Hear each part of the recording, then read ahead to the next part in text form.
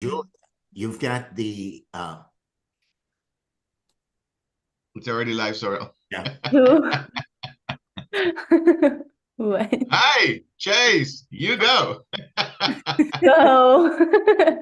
Grand day, everyone. Welcome to the Daily Huddle. My name is Chase Steele Gray. What a pleasure it is to be the host for today, along with my trusty soldiers, Giovanni and Sorel.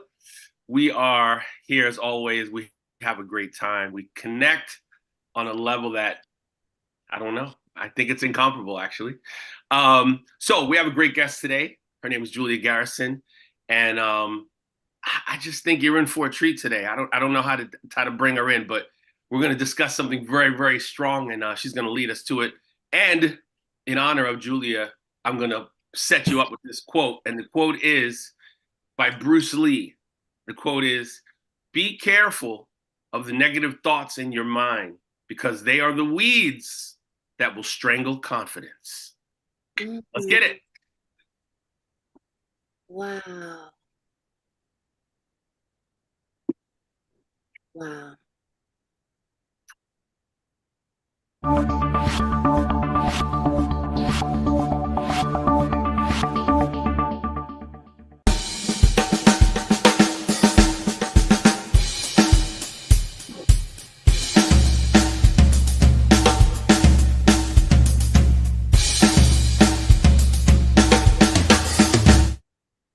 Oh yeah.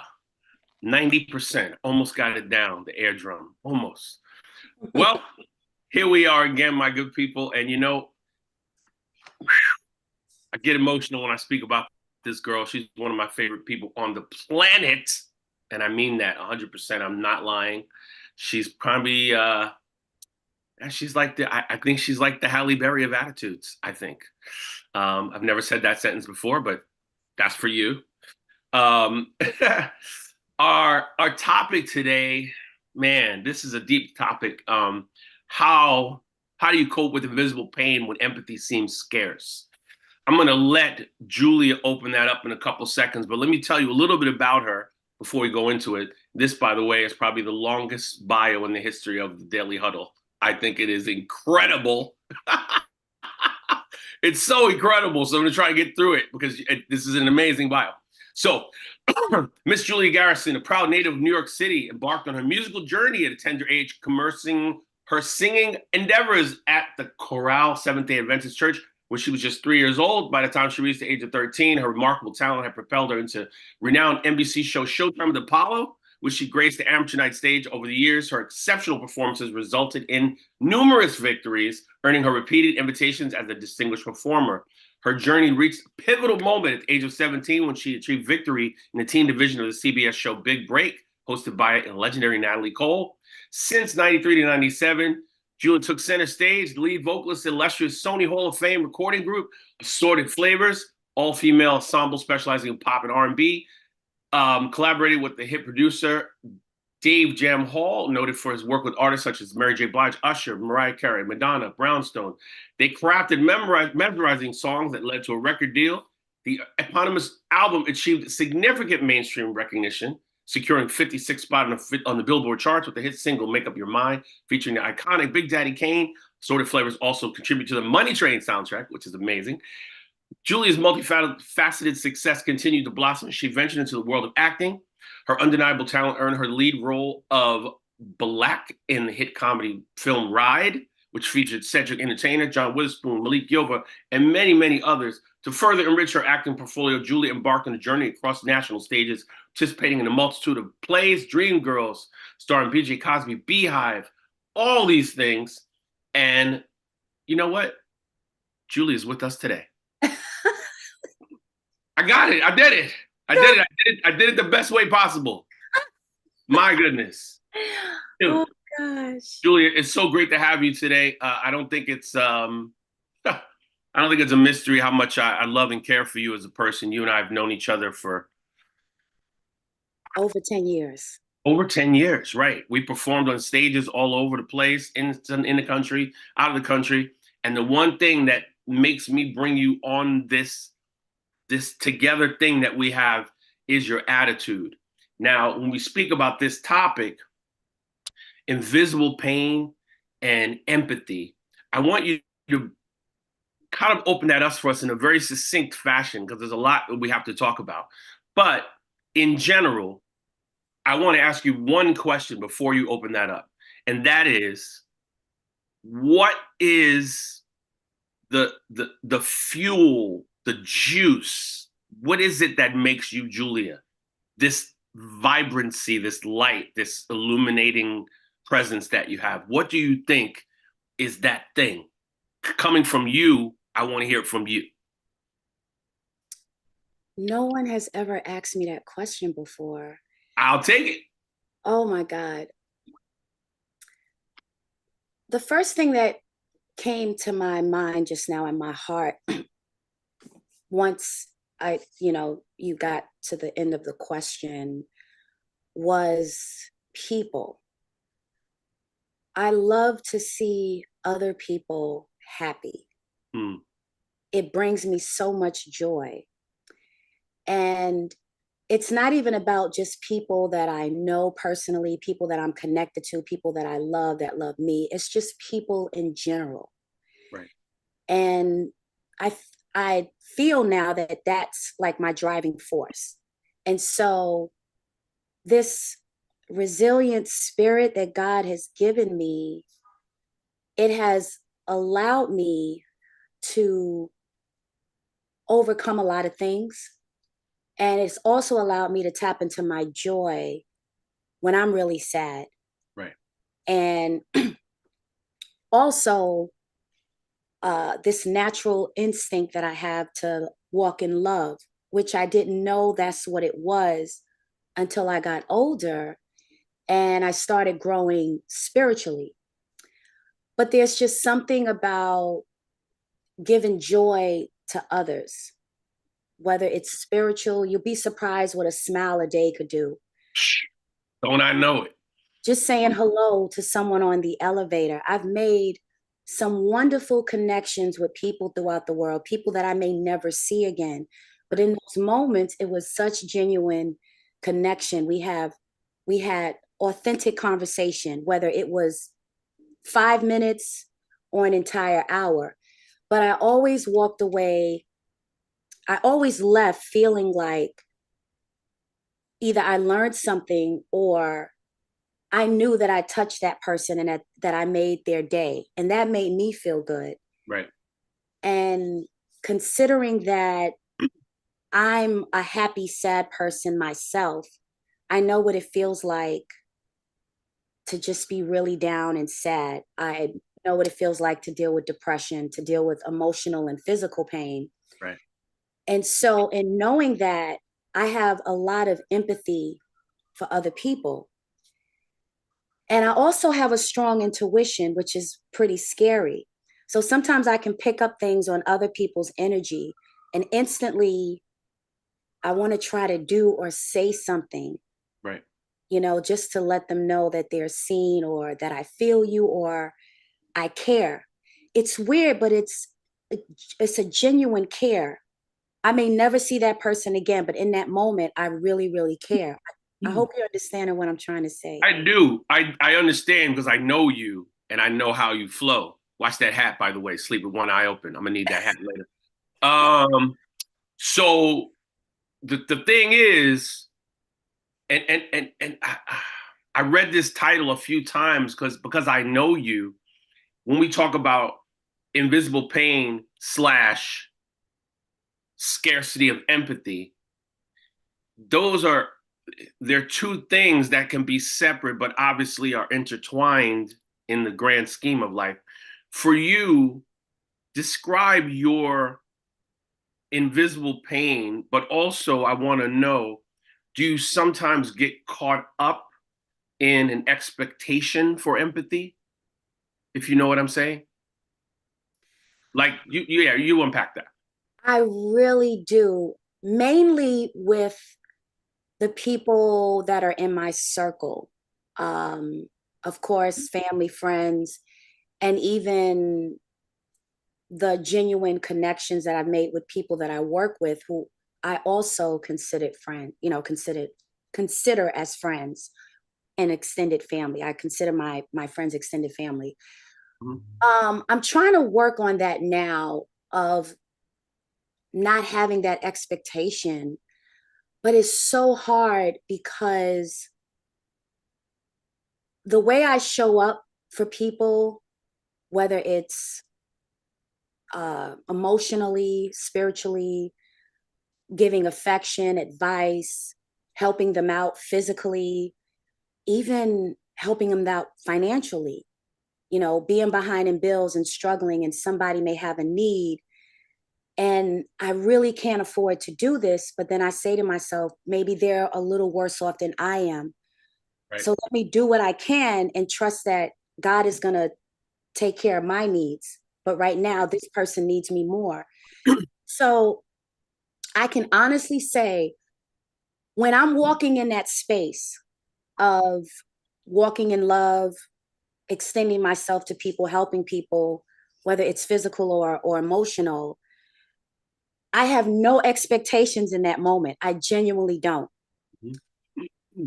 What gets hard and disappointing is that when I have a need, and most of the time it's an emotional need. It's not so much I need you physically or I need funds. It's more of an emotional need. The urgency of helping and being there for me is not the same. Right. And I don't understand why, when I've often been told I'm not a hard person to know and I'm an easy person to love.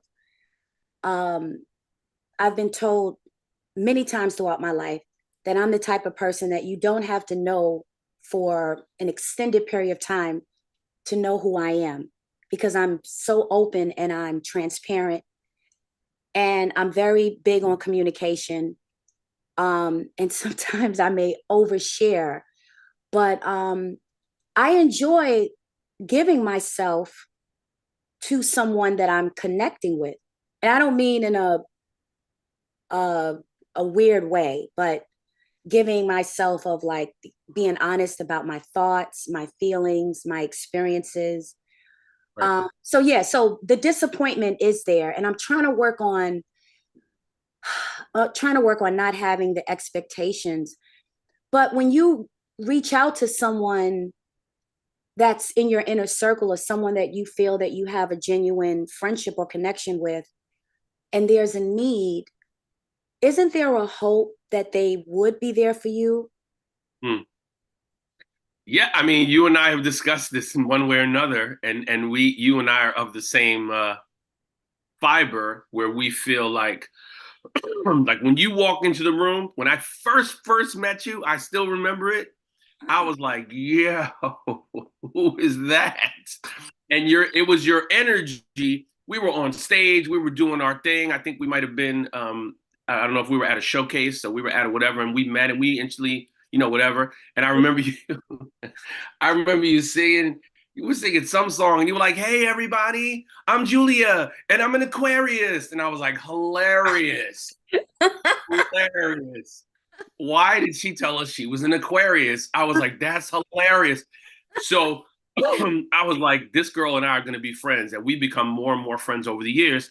Then, like, I don't know, 3 or 4 years into our friendship, you dropped a bomb on me. And you were just talking to me casually one day, and you said, Chase, do you know that I have MS? And I was like, what? Like, it was just, and I only bring that up because we talked about it in the last week when we were speaking specifically about MS. And people don't realize that this particular thing can live in anybody, Yeah. right? Our attitude is our choice. You're not like, oh, look, she has MS. No, it's not like that at all. And you brought that to the forefront for me. And I want to commend you on that, because I have somebody in my family who has MS, who passed away after like 17 years of having it. It's crazy. But you did something. You changed the vibration of that particular space, whether it was my knowledge of it or my interaction with other people. And that's the thing about you, where, when we talk about this topic, we can't ever expect people to rise to our level, right? We just have to stay at our level. And I know that you probably push people away too, because they're like, man, look at her. I'm not where she is. Oh, I'm out of here. And they just move away, and they don't help you, and they don't connect with you because they're like, if I gotta be here with her, yeah, we're not doing that. And that's, I speak that language because that happens with me too. Yeah. But for you, you're dealing with some things, and it's there. Like this is your reality today.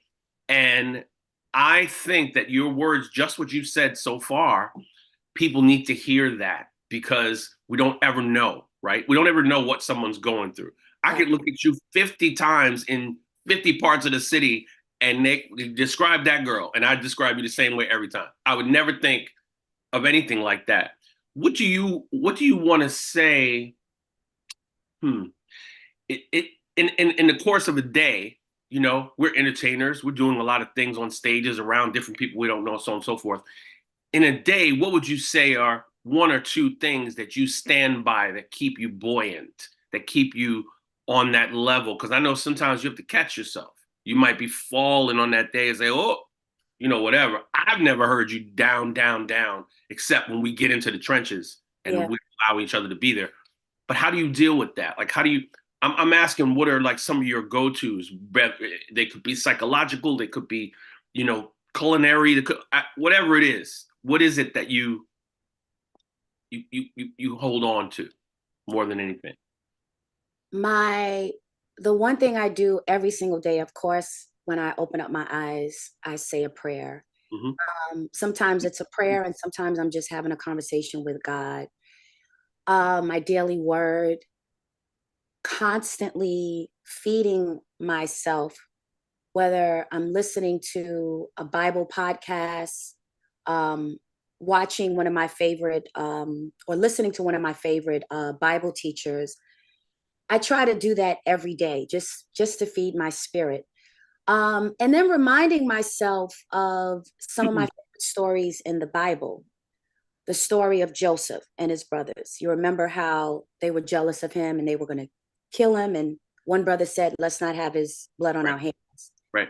He ended up getting sold to Egypt. But ultimately, that was all a part of God's plan. The story of Ruth and Hannah. So these are the things that I lean into when I get really down. Another thing is music. Outside of God, like, music is like my best friend. There is a song and a story for every emotion, that we as people go through. Truly. Something about music that comforts me when I'm sad.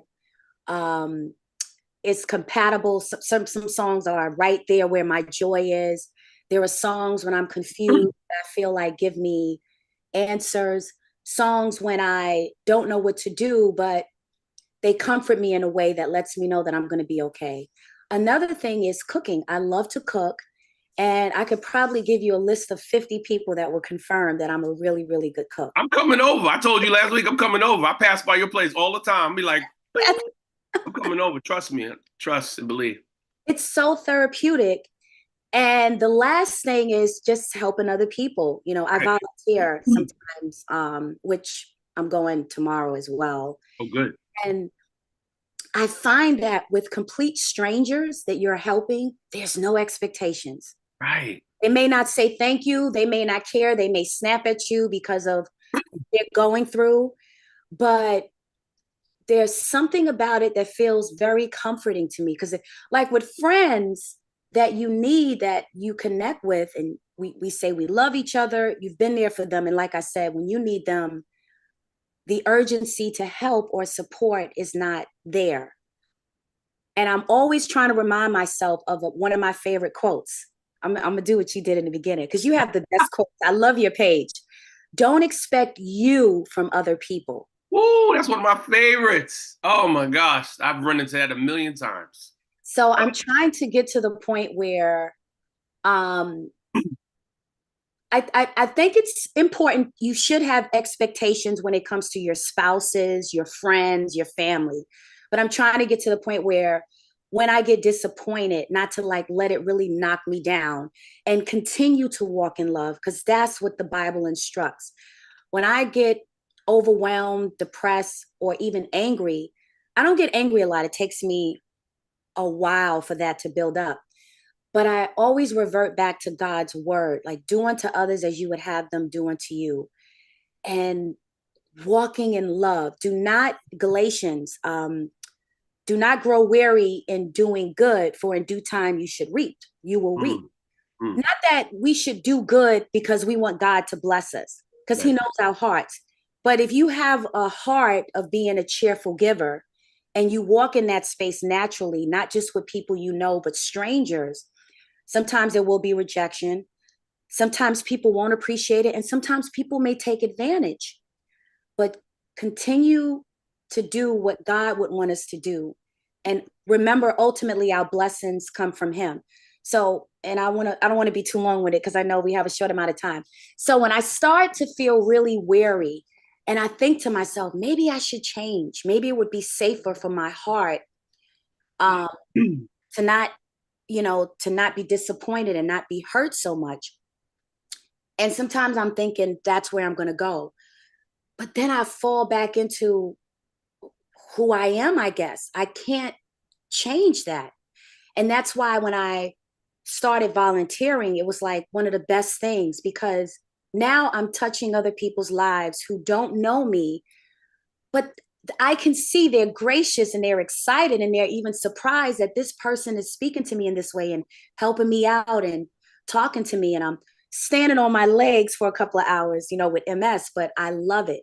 And I want to do more, volunteering. So I do that in between my schedule. Sometimes it's busy and sometimes it's not. But it's still painful because MS is considered the invisible disease, specifically for people like me who, thank God, I'm still in the relapsing, remitting phase. So it hasn't progressed. Thank God it's still stable. However, I deal with symptoms all the time. Sometimes they're extreme and sometimes they're like in the middle. I also battle depression. The best gift that I gave to myself, February 1st, 2016, I was so down on my birthday, February 1st. And I was like, it is time. I'm not going to listen to the naysayers. Oh, Black people don't go to therapy. You need Jesus, or all of the stigmas that were more heavier then than they are now. And I sought out to get a therapist, and I've been seeing her to this day once a week. Excellent. Yeah. Really, really excellent. Thank you for all that great information. I want to make sure if we have any questions, we can get to them because we have, Sorel Queton right up in the front. Julia, thank you. Thank you for blessing us with your presence and your heart. As I was listening to you and Chase, I wanted to formulate in my head, who is this person? And I was inspired to write this as you were speaking. I'll say it to you. And then I'd love for you to tell us a little bit about how would you characterize your spiritual relationship? Talk about God. So let me read it to you because I want you to hear who you are for me. I'm so inspired by you. I am bigger than this pain. I am bigger than this thought, bigger than this emotion, bigger than this attitude, bigger than my memories and my desires. I am you. And whatever I perceive is the opportunity to accept you just as you are. Woo! Yeah, bigger. Yes. That's who you are for me. And I want to know, what's your relationship with that which is bigger than you? If it wasn't for that relationship, I don't know if I would be here. That's what keeps me going. What keeps me going is God has blessed me so much. Even when I was in lack, he provided for me. Even now that I deal with physical pain and symptoms every day and depression, but I don't look like I'm dealing with anything. I'm still able to perform, even though there may be physical challenges at times. And the fact that the MS has been stable, the comfort that God gives me, the times when I thought about giving up on life or even giving up on my career, no one knew what I was feeling but him, the Most High. But he always found a way to give me a message, to let me know, I feel you, daughter. I'm not done with you. I love you. I have big plans for you. Trust me. Even to the point where I feel like he allowed this physical and emotional pain, because I've always been an empathetic and compassionate person. But now dealing with my own physical and emotional pain, it's add even more layers of my empathy tank and my compassion tank and my support tank, because I know what it feels like. So that relationship is what I hold on to, more so than anything.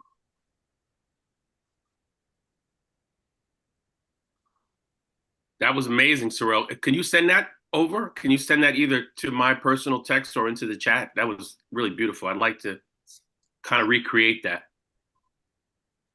Well, I will. Julia, thank you.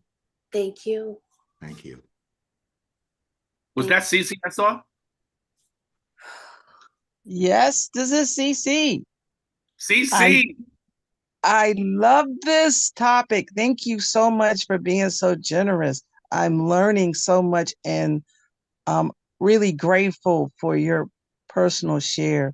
You are very intelligent and you're so amazing to stand up and share your story. You're phenomenal. And I pass. Thank you.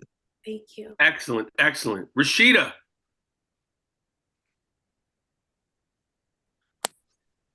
Good morning, my sister queen. Boom. Good morning. Yes. Good morning. Good morning, my sister queen. Thank you so much. You have me. Oh, what an inspiration. What an inspiration. And please, don't stop. Don't stop. Don't stop. Don't stop. Even if you have tears in your eyes and I have tears in mine, don't stop. Your example is for the whole world. Don't stop and be the queen that you deserve to be. Thank you so much for your example. Thank you very much. Thank you. Thank you, Rashida. I appreciate it. Oh, the family is pulling in. I love it. I love it. Gio. What a phenomenal conversation. This is incredible. I thank you for being here and I thank you for creating this space this morning. What I'm discovering this morning with you, Julia, and thank you, Chase, it's the possibility of looking at pain with purpose. Yes. And yes. And I've visited that notion, but never like this morning. In your story, in your aliveness, in what you anchor to that which is bigger than you, to what I say God is, that which you anchor to connects you with me right now. And I feel in love. I feel showered by you. And it leaves me thinking, I've got to find a way to see my pain with that purpose. I've got to find a way to see pain with purpose. And I'll never walk alone again. It's just really wonderful this morning. Thank you, Julia. Thank you. Thank you. Connections, man. This is why you're here, Julia. This is why you're here. And it's interesting because what you showed me, I wanted to completely multiply and go outward to everybody else. Like, you know how you have like a fun restaurant or like a fun friend who has a specialty and you want to send everyone to her? That's what I felt when I met you. I was like, oh, people got to know about Julia. And I would tell certain people, you know, about whoever. Hire Julia. Yeah, she's ready. She's open. Who you know? We got another singer? Call Julia. And they would call you or whatever. So, you know, this is what we are here to do, in my personal opinion. We're here to spread light from ourselves. But if you see some other lights, you grab those lights. You're like, oh, let me, you know, whatever. But it's not everybody. You are a very specific person, and I want to always give you your praise because, and also, like you said, when people give me my praise, I know how that feels. People say, I send them to you, Chase. I'm giving this to you, Chase, because I know you can do. When people say that to me, I like, okay, I'm stepping up like a soldier. Okay, I'm gonna make sure this is right. And I know that that's what you do in everyday life. And I wanted to say to you also, and I studied this a long time ago, one of the highest vibrations as a human being that we can offer to the world is one to the unknown person or anonymously. Because then we don't have any expectations. We don't care. We don't even know. If I leave $500 in your mailbox, I don't know how you reacted. I don't know how you spent it. I don't know who you told, but I know what I did. That's the thing. And that's what I know you, that's how I know you live in the world. When you just said, I'm volunteering, these people I don't know, they don't even know you. You don't even have anything to gain except the fulfilling of your being. That's the pop. That's the thing. That's why I always celebrate you, even when I'm not with you. I think about you and I say, oh, I look at your post. There's Julia in Mexico, in da-da-da, you know, whatever. So I just, man, I can't say it enough that how much your light has touched me. And now the entire Daily Huddle family. So now you family, I want you to come back another time, and because I know you have a lot of stuff to say about a lot of things. I'm not saying that in a bad way. You just have a lot of stuff to say, which is really, really great. And I would love for you to come back and join us again another time. I would love to come back. Hey, one last thing. I know this is being recorded. Yes. I want to encourage people to just show more empathy and compassion for people that are dealing with invisible pain. So if somebody says, I think if you're not in a wheelchair, if you don't have cancer, or if they can't see that you're suffering physically, they don't take you as seriously. Depression is real. A lot of people are committing suicide, and that's why I'm so glad that we have some of our revered entertainers and celebrities that we admire that are coming out and sharing their bout with depression, and at times even wanting to take their own life. And hopefully the stigma is, you know, it's lessening. But if someone says, hey, how you doing? I'm really sad today, or I'm depressed. Please take that person serious. Even if you give them 2 or 3 minutes just to listen, you'll be surprised how that might give them a little fuel to keep pushing because somebody cared, somebody saw me. Correct. And I was just about to ask you your final thoughts, and you went right into it. That's good. I love it. I love it. See, that's synergy. That's synergy. I love that. Thank you so much, Julia. You know I love you. And I know where you live. Know where you live. I'm coming over. I'm not gonna pop up because you know you got that fancy front desk area and stuff, but you know what I'm saying. Yes. So as we always do, we're going to close down today with our 7 tenets. What a joy today has been. I really appreciate you so much. Just amazing. So you will be coming back. Remember, everybody, to live out loud, louder than you have before. Love with all of your heart in an expansive way. Move your body, because when you're moving your body, the motion keeps everything in flow and fluidity. Please remember to eat mostly plant-based if you can, because these are the things that feed all of the magical mechanisms that we have inside at the highest level, right? Remember to sleep. Whatever you're doing right now for sleep, however many hours, give yourself 2 more. Go to sleep a little earlier. I've been doing it recently, and oh my gosh, incredible, right? Also, stress less. Please stress less, my good people. Whatever you need to do through books, through friends, through relaxation, nature, hug the trees, stress less. And also remember, please, to challenge all of your assumptions. Check yourself before you move in that direction. We really, really need your magic on this earth, each and every one of you. Thank you so much for being here in the Daily Huddle. We'll see you soon. Peace. Wow. Thank you, Daily Huddle family. Thank you, Julia. Thank you. Thank you. Excellent job. Thank you.